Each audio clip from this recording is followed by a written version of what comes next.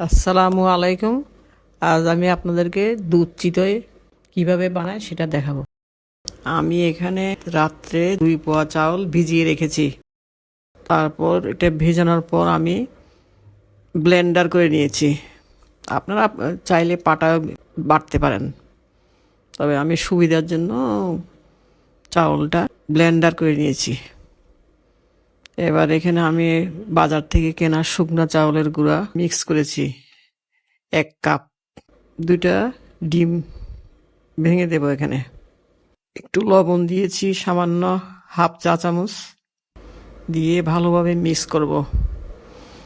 Mix হয়ে গেলে এটা আমি ঢেকে দেব।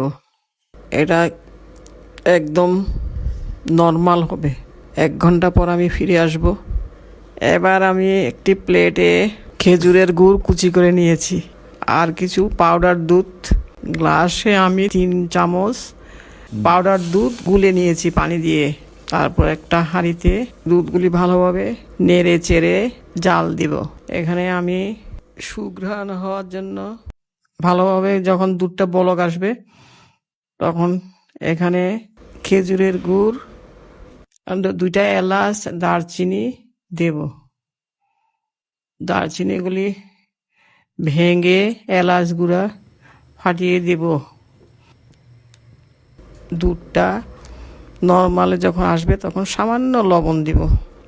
লবণ দেওয়ার পর চিনি, খেজুরের গুড় দিব, দিয়ে ভালোভাবে নাড়ব চিনিটা। এবার একটা লোহার কড়াইয়ে একটা ন্যাকড়া দিয়ে পানি দিয়ে মুছে নেব। মুছে আমি চামচে করে ব্যাটার দিব। চুলার আঁচ মিডিয়াম আঁচে রাখবো, লোহার কড়াইটা ভালোভাবে গরম হয়। অতিরিক্ত আঁচ দেব না, অতিরিক্ত আঁচ দিলে পিঠাটা ভেঙে যেতে পারে। ভালোভাবে ফুটার জন্য একটু পানি দেব। এবার আমি একটা ছুরি দিয়ে সেটা সুন্দর করে তুলে ফেলবো। এইভাবে আমার পিঠাটা আস্তে আস্তে একটা একটা করে তুলে আমি রাখবো। খেজুরের গুড়ের রসটা যখন হয়ে যাবে, হালকা হালকা গরম হবে, তখন আমি এখানে একটা একটা পিঠা দিয়ে দিব। তারপর রসের মধ্যে এটা 1 ঘন্টা ভিজিয়ে রাখবো, অথবা সারা রাত ভিজিয়ে রাখলে পিঠাটা সুন্দর সফট হবে, খাওয়ার উপযোগী হবে। এইভাবে আপনারা খুব সহজেই গ্যাসের চুলায় পিঠা তৈরি করতে পারবেন।